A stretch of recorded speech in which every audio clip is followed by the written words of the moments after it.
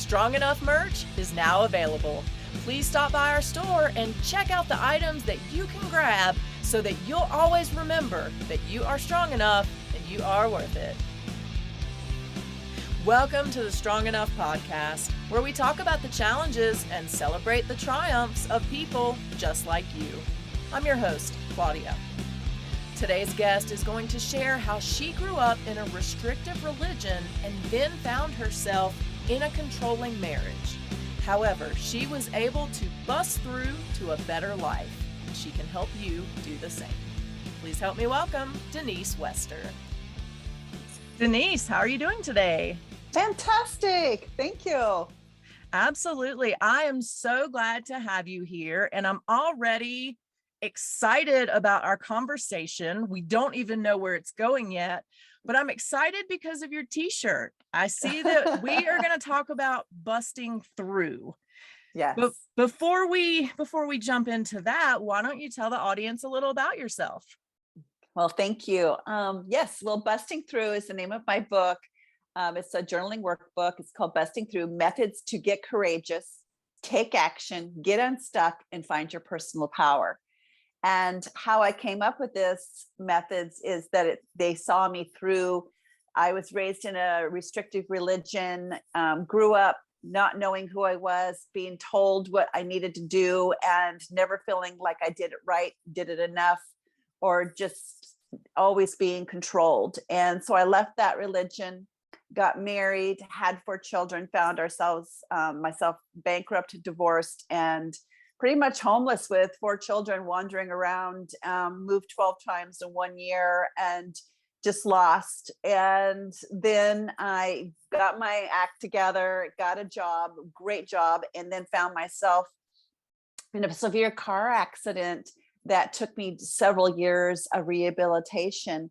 And then, I had multiple job pivots. I realized after when I was unemployed during COVID that I've gone through 4 job layoffs in my life, and how I've been able to pivot through all these different things. I decided to write Busting Through to help everybody else get courageous with actions and things to do to take action on what you want to do with your life, and to pivot out of those things that can let you spiral sometimes. You have so many things that you have overcome, and we could probably do about 4 episodes on each topic. So, I'm going to do the best I can here to whittle it down. What I want to ask you first, though, is,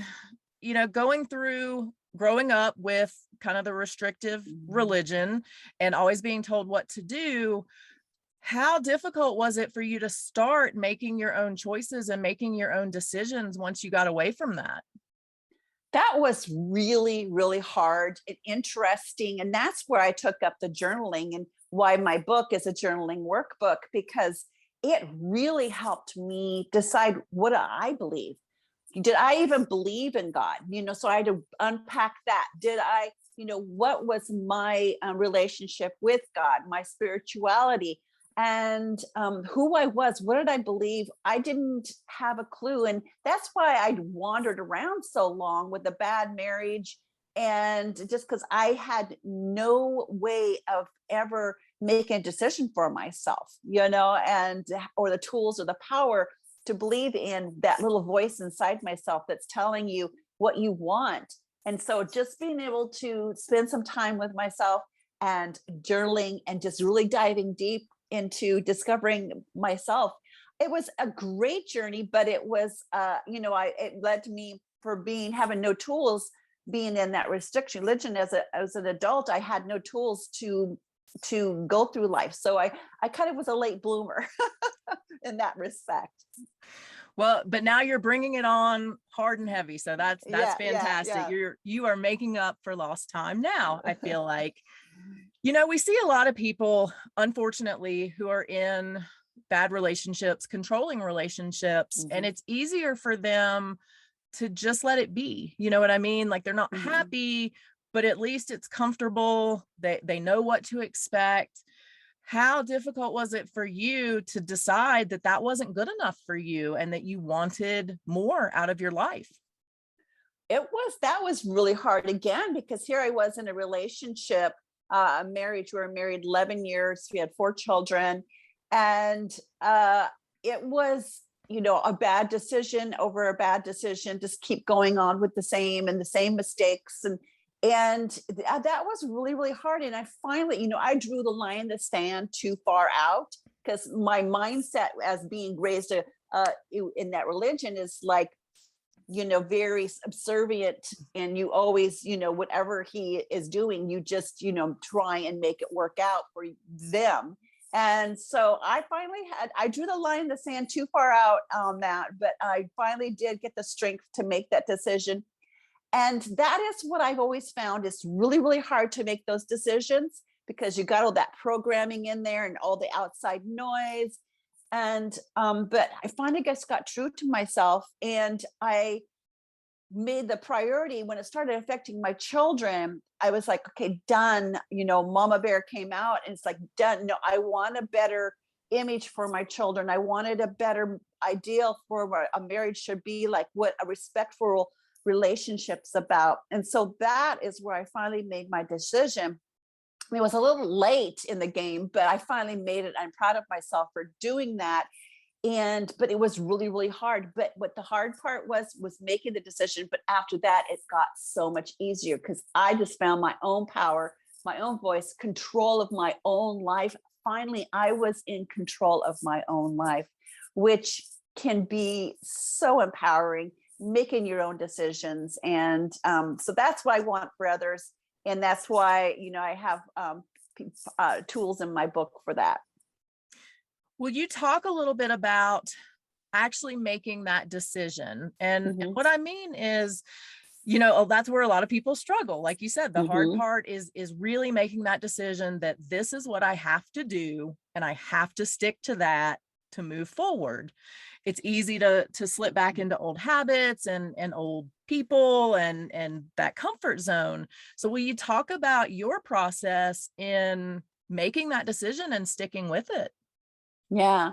Well, it kind of all goes backwards, back to your beliefs, believing what you deserve, believing, like, getting all these old stories in your head that are telling you what you can't do. All these, the childhood things that usually are what's giving us these beliefs. From 0 to 7 is where everything seems to be happening in our subconscious. And that is why I have exercises in my book to get those stories out and unpack those beliefs and the meaning behind them. That's what's really important. Just like, this happened to me, but what kind of meaning are you putting behind that is stopping you from taking action? And so once you get and unfold those, and that's why I have a lot of journaling prompts in my book to help you kind of unpack those stories, unpack the meaning behind you're putting behind those stories. And then those then are like aha moments. And then I have tools in my book, which I call the wall exercise, standing for write it down, affirm it, then we light it up, and then we let it go. So we write your story and write whatever, if it's some, a boss that's horrible, or a narcissistic relationship, or, and that's what, my religion situation, I don't want people to think, oh, that I have great relationship with religion. My religion story can be the same as a parallel for somebody who has a narcissistic relationship, a bad boss, a bad friend, a bad marriage that's controlling you, your situation. So anything that's controlling you, write it down, or a story that just keeps going over and over and over in your head, and it just keeps playing out, write it down. And then after you write it all out, then you affirm it in that you write certain affirmations like, I am powerful, I am strong, I can overcome this. Write down some affirmations and say some affirmations out loud, because I really firmly believe we need to have all of our senses involved when we're trying to break through something. That is why I write things down, so you get a visual. And then I say things out loud so you hear it. And then I want you to get emotion behind it, so you're feeling it and getting all your senses involved with overcoming this. So you affirm it, and then you light it up. You have a fire. I have a fire pit here, but if you don't have a fire pit, if you're in a city Then sometimes just, getting some sort of a ritual, ripping it up and or shredding it, whatever is a ritual that you can have for letting that go. And that is what the last L in wall stands for. This wall that's holding you back is letting it go. You have no power over me anymore. I am letting you go. I forgive you if that's what's in your heart, to forgive somebody. And then you can really, I've done this so many times in my life, and it's so powerful way of moving forward. And sometimes if a story comes back up in your head again, and you're like, why is this replaying again? I've worked through all of it, but sometimes maybe you didn't dive deep enough in this one piece of the story that's still coming about. And so you just kind of do it again. And it's so powerful to me, and it's been so helpful to my readers. And I just wanted to share that. I love it. I think that is amazing. And I also love the lighting on fire. Now, remember, to the audience, this does not mean you can go around setting everything on fire. That is a problem for you. Safely, yes, safely. Yes. It's all a piece of paper. All piece of paper. Write your story on. Yes, yes. This we support. We don't support arson, but I love it. And the other thing I love that you said was that you can forgive if that's what's in your heart to do, because we have had conversations on this podcast before where I have struggled personally with forgiveness and kind of felt like, well, everybody's telling me you have to forgive and you're not healed until you forgive. And I decided that was bullshit, that I just had to move forward. And if forgiveness was a part of that, that was okay. But if it wasn't, as long as I was still moving forward in a positive way, that's okay too. So are you finding a lot of people now with a similar mindset that we're kind of throwing away that old forgive and forget, or, you got to forgive to move on?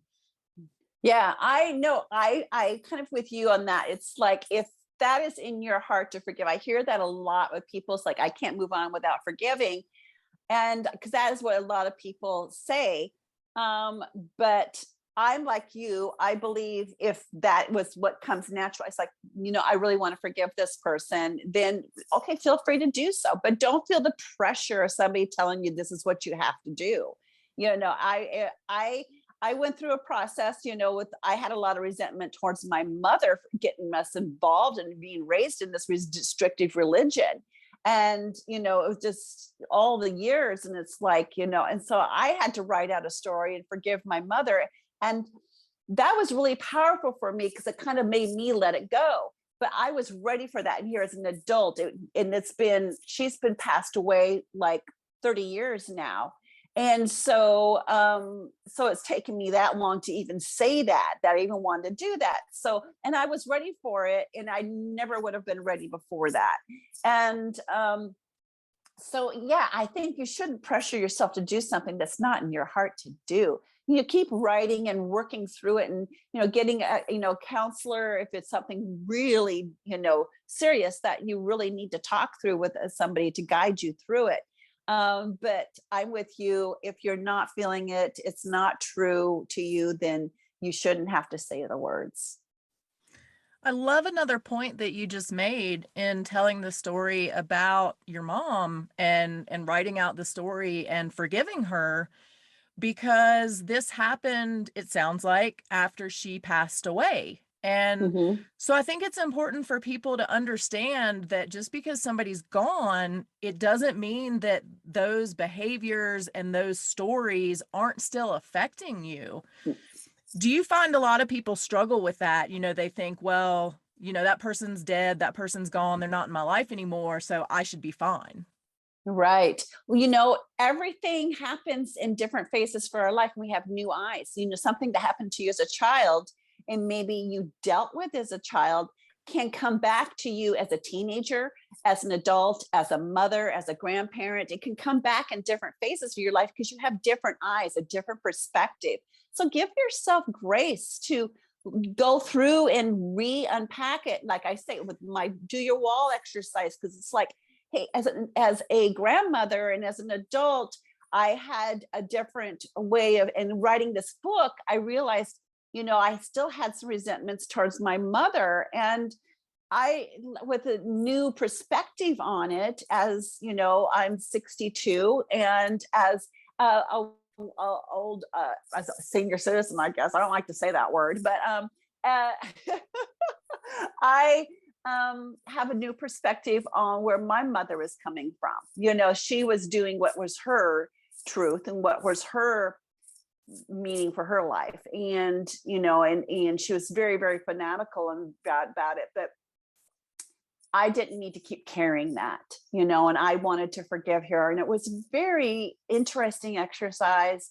And it was emotional one and very powerful. And I felt so good afterwards. But like I said, I've had many of conversations with her since she's passed, just talking to her about, unpacking the different stories and the different things that affected me and the different things she said to me and things like that, and how I felt as a child. And I think it's really important. It's okay after somebody's passed to have some conversations with them, writing it down, talking out loud, and just feeling it and working through it. It's so helpful. And it's okay to do that. Have a conversation with somebody that's passed, even to say that, thank you so much. I had amazing grandparents. And I feel so much now how grateful I am for some amazing grandparents. And I do every now and then, I'll write a letter to them, thanking them for being amazing grandparents, and it's such a beautiful thing to share. I have to say this. I think my jaw may have dropped when you said you were 62. Yes, I am. As in like American years old. Yes, I just turned 62 this last week. Wow. Congrats. I would never have guessed that. I do have this thing. I don't know what type of skill it is, but apparently I have vampires on the show, because like I have a lot of people on here who look way younger than they actually are. So I'm shocked. I apologize for whatever look was on my face when you said that, because I was like, no way, like that's insane. So I just had to get that out there. I would like to talk about kind of your progression. And, after that you left your marriage and you have your 4 kids and now you're a single mom, and it would have been easy if everything had been great then, and you had been able to get that amazing job and have that amazing house and take care of the kids. It sounds like that's not exactly how it went, though. So how tough was it to stand firm in your decisions that you had made to leave when you were still struggling, but in a different way? Actually, the struggles after I left the religion and after I left that first marriage, I've remarried and had another child. So I have 5 kids total, and I have 7 grandchildren now, and I'm still in the second marriage. But, really, really, really the most beautiful and powerful time of my life was that time after, I left the religion, and after I left that marriage. We were so poor, though. We were so, so poor. And it was so, so hard in financially, but I felt so in control of my life. And how I came up with the story, or calling my book Busting Through, is I was telling the story to somebody, and it just, it's like I got my kids, we got settled into a house, and it was this crazy, wonky, really bad rental. I had 2 bedrooms, so all 4 of the kids had to sleep in one room, and I had no money to turn the power on, and for like a couple of weeks I didn't get my first welfare check yet. And so luckily it was summertime, so we were just kind of camping in this house. And so I got the kids settled on a schedule. We were feeling good, so I called the welfare office and I'm like, hi, I got my shit together, I'm excited, but I want to get a job, but is there a program that can help me, get the daycare and get maybe an education, blah, blah, blah, whatever it needs to get a job. And she goes, well, do you have a degree? And the counselor goes, and I go, no, I don't have a degree. I'm a high school graduate. And she's like, well, do you have somebody that can watch the kids for you? And it's like, no, I don't have anybody that can watch the kids for me. She goes, well, honey, you are exactly where you should be. That's what welfare is for. And so just, be happy with that. Click. And I just was frozen. And I was just frozen after that call because it wasn't all what I expected. I was like, oh, excited. Okay, I've got my shit together now. I'm going to keep going forward. And I never felt so put in a pigeonhole, boxed up. And so that's why at that moment, it's like, hell no, I'm busting through. I am going to be an example for my children. I have dreams, I have aspirations, there's things I want to do. So that was a really pivotal point in my life. I could have like, okay, I'm going to live off the government for the rest of my life and be taken care of. Okay, this is it. Or I made the decision. It's like, no, no, this isn't what I want to do, And so, that was really a profound corner for me to take. But it was easy. That part was easy because I instantly knew what I wanted to do. I wanted to keep busting through. I was reading the newspaper one day, and the local college had called a program called Women in Transition. It was all throughout the summer. And it was every single Saturday at the college. It was for women in need. And they provided the daycare for the kids while you're in this class.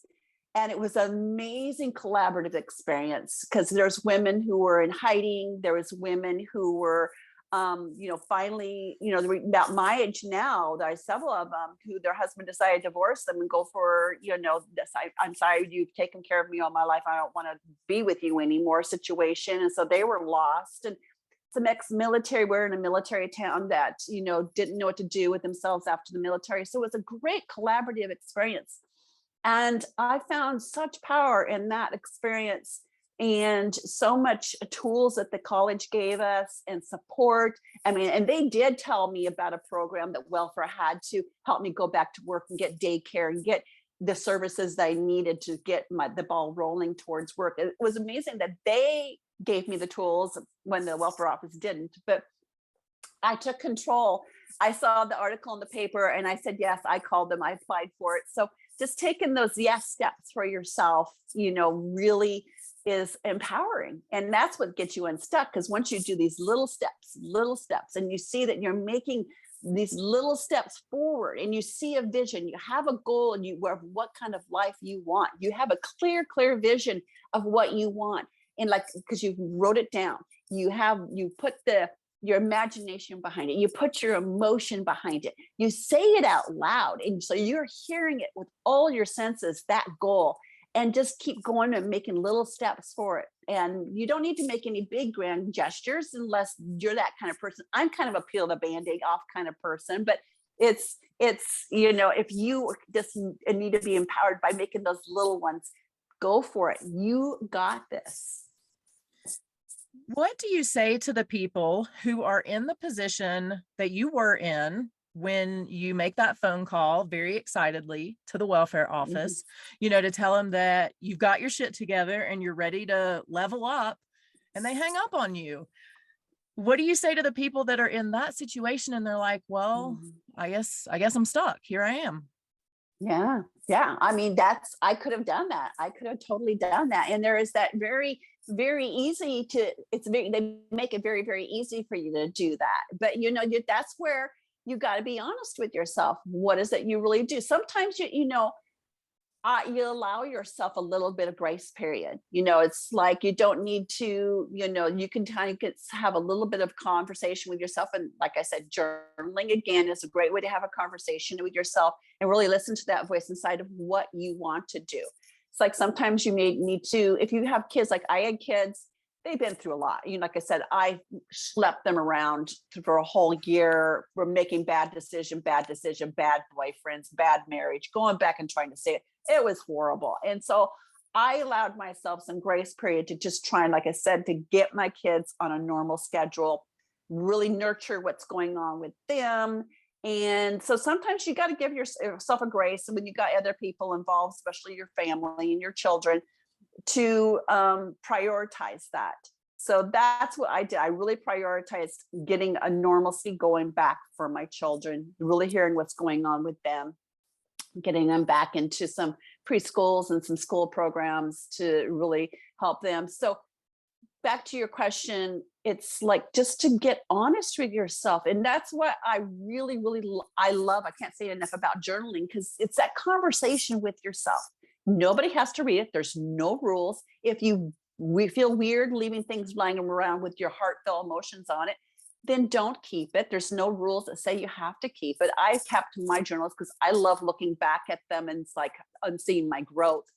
And but yeah, so just give yourself grace and start just giving yourself the time to really, really find out what's going on to you, and going in through those instincts that you should listen to. What are some of the things that you see in your kids now who are seemingly adults because you have grandchildren? So what are some of the things that you see embodied in them that came from the story of you picking yourself up in front of them and moving forward and busting through? Yeah. Well, the most moment that in my life that made me cry is when this story is just, it was going to probably make me cry again. When not Facebook, but used to be MySpace came out. Mm-hmm. All my older kids were on it. My youngest one, I think she was like just beginning of junior high, and she wanted to be on it. And I was like, no, you're not going to go on it. And so she goes, please, please, please. I go, okay, finally I broke down. I go, well, I will set up an account, but you got to make me your friend, or whatever it was called on MySpace. And so I can watch who you're chatting to, who you're talking to, and that sort of thing. She goes, fine. So my kids helped me set up an account. And I was acquaintances with all of my kids, all 5 of them. And with, if you recall about MySpace, it had a biography at the one side. Mm-hmm. It told you your favorite movie, your favorite color. And then one of them was, who's your hero? And every one of my kids had listed me as their hero. I'm going to cry again just thinking about it. I still think about that and I cry. And it's like, that to me is such a blessing. And I just so appreciated them seeing that, because like I said, I felt so bad dragging them through so much and making so many mistakes, and they're aware of it. And I had the conversation with them, when they were little. I go, I screwed up with this. I owned it with them. I go, I personally never want to talk about this again, but if you guys ever feel a need to talk about this time, I'm here to go through it with you, because you might have to talk about it and say, hey, Mom, what really happened when we moved again, So with my kids, they are all amazing human beings. I'm so proud of them. They're great parents. They all have really good jobs. I'm just so proud of them. Yeah, they have their shit like everybody else does, but they really, really, I think what they've told me is they have a strength of purpose, because they saw my strength of purpose. How amazing is that? I'm just going to say I did not tear up at the hero story. That was allergies, but how amazing is it to know that everything that you went through and fought for truly has made a difference in their lives and has that trickle down effect? Right. That's all, we try to do, as parents, and is to be an example, to them of, busting through and following your heart and following your dream. And I want to empower them to do the same. You talked earlier about, not only just writing the stories, but really digging deep and looking at what they represent and what they mean. Mm-hmm. Have you experienced, or what have you seen some of your readers experience when they really make those breakthroughs and have that, oh my gosh, oh wow moment that, something they thought was mundane or didn't really mean anything, like really represents this huge thing in their life that they can now tackle because they realize it? Right. Yeah, these stories from our childhood and our past can really come back to create some habits in our adult life that we don't know why we have them, except for like this one story is of this person. He had issues with fibbing, not really being honest and not telling the truth and that sort of thing. And it goes back to the fact that he was actually had a very, very strong-willed father. And so in order to not get his ass beat, he would kind of tell lies because he thought that every time he told the truth, he would get his ass beat still. So he just learned to start lying so that he could escape the problems. So he started realizing that, when somebody come up with a situation, they would get anxiety behind it because it would come back to this angry father situation. And then they just unpacking, why are you getting so much anxiety about trying to tell the truth? And it comes back to the situation where it's because of, this really aggressive parenting that they grew up with. So that is what the meaning is. So the anxiety and the fear of telling the truth all came from this meaning, like, if I tell the truth, I'm going to get my ass whooped. So that is where it comes together with unfolding these stories, and the emotions we get behind a situation is to really figure out, where's that emotion coming from? What story am I putting behind it? And what meaning behind that story am I putting behind it? Very, very powerful. It's so powerful. And yet I think for a lot of us, it's so difficult to do because we're afraid to peel back those layers, and we're afraid to really look inside ourselves and see where it's all coming from. Why do you think that is? Why is it so hard for us, not all of us, but for a lot of us to really dig into ourselves? Right. Oh, so many. And I've met so many people when I talk to them about my book being journaling, it's like, oh, I don't journal. And it's like, well, why? It's like, they don't want to go there. They just want to stay the same. They want to, deal. And it's like, usually the people that I meet like that is they don't want to open up that past. And because it was so painful, they want to keep it there. And I get that. So, you don't have to totally okay, I'm gonna dive into my last 20 years. It's like, just little steps, start, just being grateful for today, setting your intention for today, and writing out that, and maybe things that you're proud of, your wins, and start give yourself a break. Start celebrating you, and being proud of yourself. What are some amazing things that you've done in your life?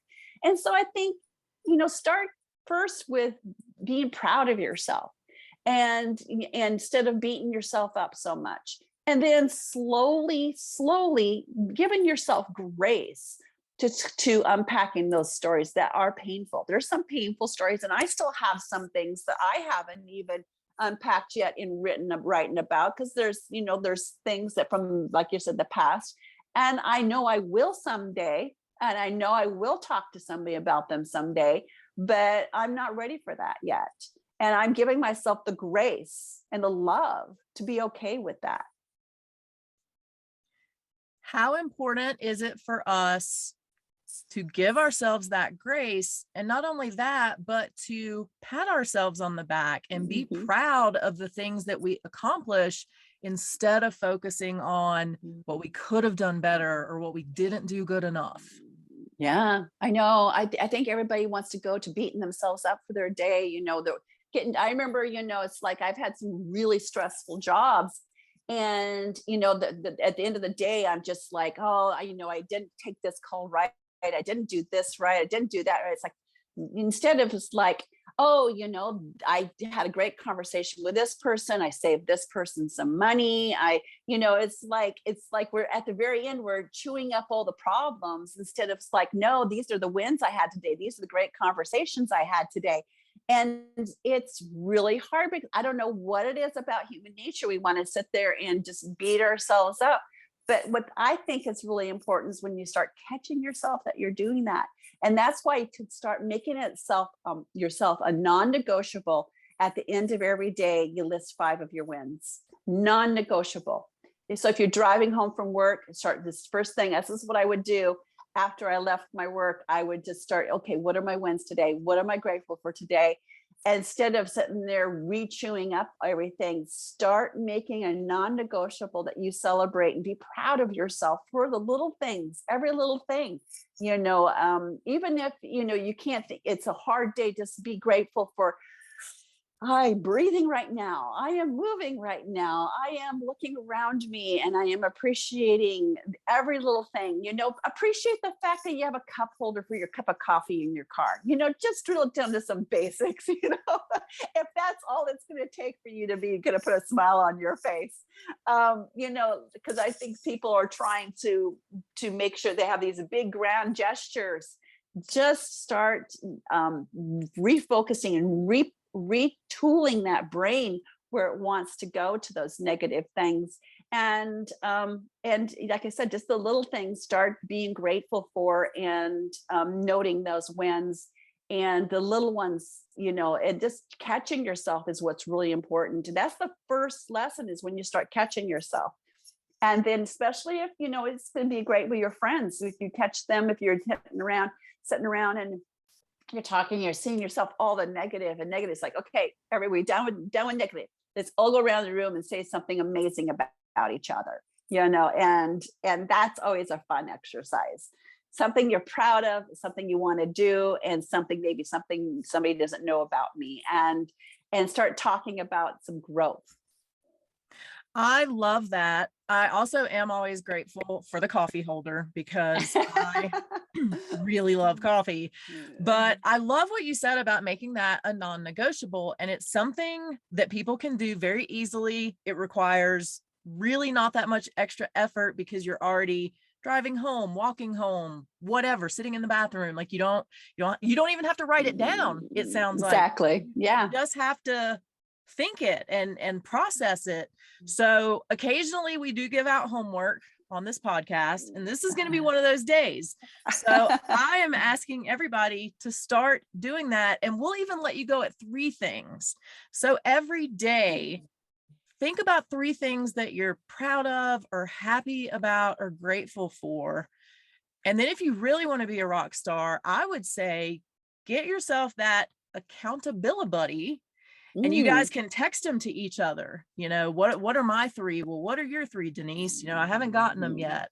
So that's going to be the homework that we're going to ask from everybody. So we want to see the homework too. We want to at least see a couple of them so they can post those and show us what they're thinking about every day.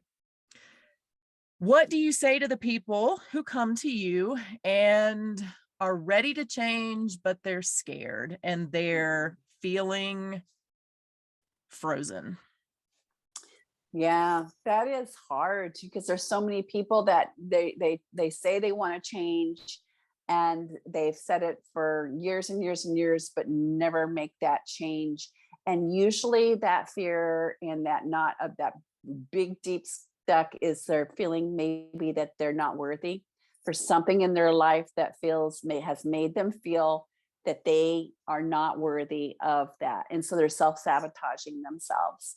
So that is where you really have to dive into that story and the meaning behind the story of why they feel that they're not worthy for their goals, of their ambitions, of what they want to do, of who the person they want to be, and what they see for themselves. And that is really, like you talked about, hard things to deal with. That is a really, really hard one for a lot of people.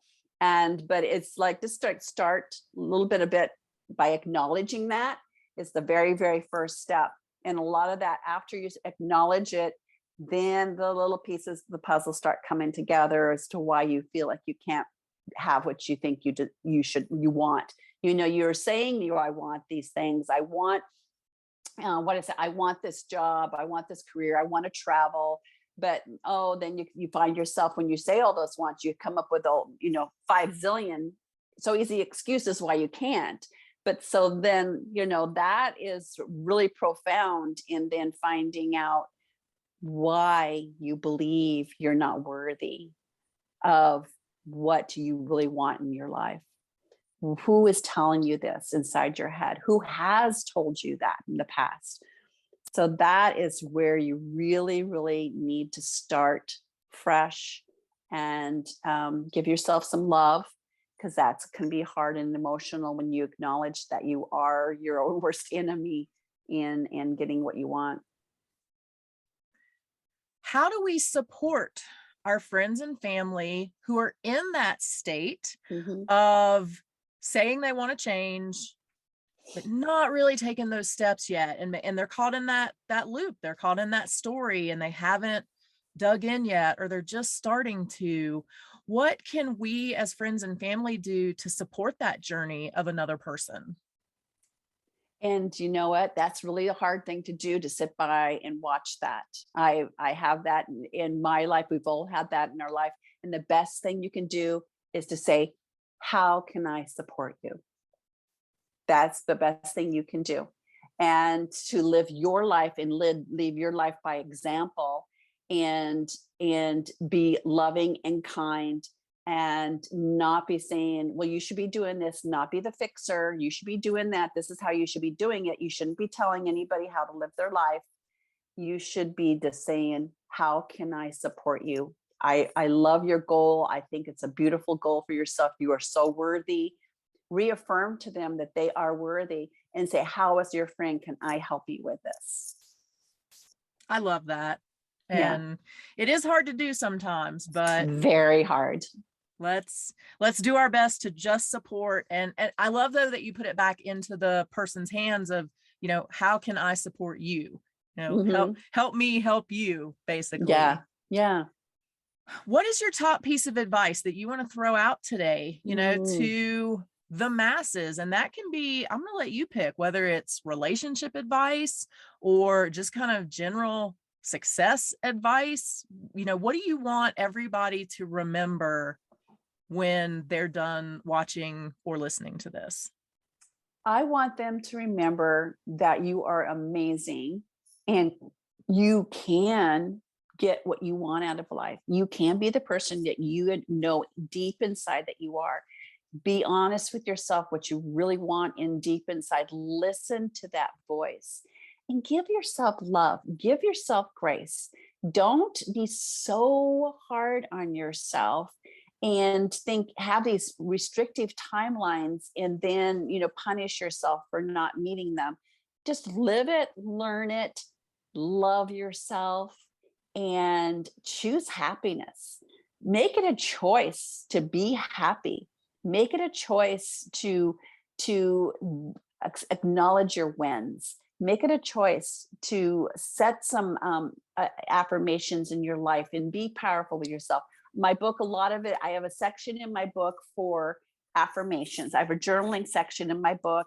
There's a section for affirmations, and there's a sections for your gratitudes in here. So you can sit there and write them all down and go back to them.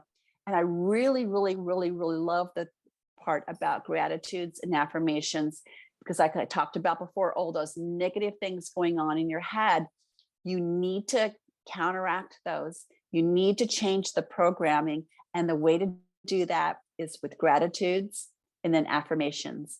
I am loved. I am grateful. I am worthy. And help reprogram all that programming in there that is telling you otherwise. Don't let that book get too far away, because we're going to talk about it again in just 1 second. Before we do, we are going to turn a corner here really fast, and we're going to dive off into a whole nother land, and we're going to talk about tattoos. Now, I know you do not have tattoos, and I have on a hoodie in almost June. I do have tattoos. You just can't see them right now because I'm not going to get face or neck tattoos ever. No judgment on people that do. But if you were going to get a tattoo, and we're going to eliminate all of the traditional barriers. So it's not going to cost anything. It's not going to hurt. And you can snap your fingers and you can make it disappear whenever you want. What would you get and why? Well, my first reaction is to have all my children's names. Of course, as if I was going to have a tattoo, it'd be all my kids' names. And then the word love. And where would we put that? I think so I could see it. I'd probably do it the inside of my arm so I could see it. Nice. Nice. Well, if you ever decide that you want to jump in, I can give you names of people. There's also temporary tattoos you can design yourself. So I appreciate you. Yeah, my grandkids have given me many temporary tattoos that have lasted a long time. It was hilarious. Yeah. Some of them are really staying on there for a while. So I don't know what's in there, but yeah. Well, Denise, where can people find you? So if they want to get your book, if they want to talk to you about coaching, or if they want to find out where the grandkids are getting their temporary tattoos, where can people find you? Well, my website is denisewester.com, or you could email me at pr@denisewester.com. And my book is on Amazon. You get to look for the blue, Busting Through. You just type in on Amazon, Denise Wester, Busting Through, to find it in all the Amazon land. And after you buy the book too, I talked earlier about very, very important for support and collaboration. I have a private closed down Facebook group that is only for my readers. You can't find it without being invited by me. And again, if you get the book, take a picture of yourself with the book and email me at pr@denisewester.com. And then I'll send you a link, because it's so important to me to continue to support my readers. So I have, more journaling prompts, quotes, affirmations, more things to support and keep yourself going forward on your journey, and having a good support group, collaborative support group there of our readers to help you through that. I love it. I will be getting the book as soon as we wrap up here, because I think it sounds amazing, so valuable. Denise, thank you for your time today. I truly appreciate everything that you shared and all the success that you're having and helping others bust through. Thank you.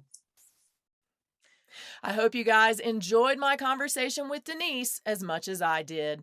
I truly appreciate her sharing how we can overcome the stories that tend to rule our lives. I also love her wall method. Write it, affirm it, light it, and let it go. So remember, until next week, you are strong enough and you are worth it. Thank you for listening to the Strong Enough podcast. You can find us on your favorite podcast platform by searching Strong Enough. And on YouTube, we're on the Spear Talk channel. Don't forget to follow us on Instagram and Facebook at Strong Enough Pod. If you have suggestions for an upcoming episode or a future guest, please reach out at strongenoughpod@gmail.com. Remember, you are worth it.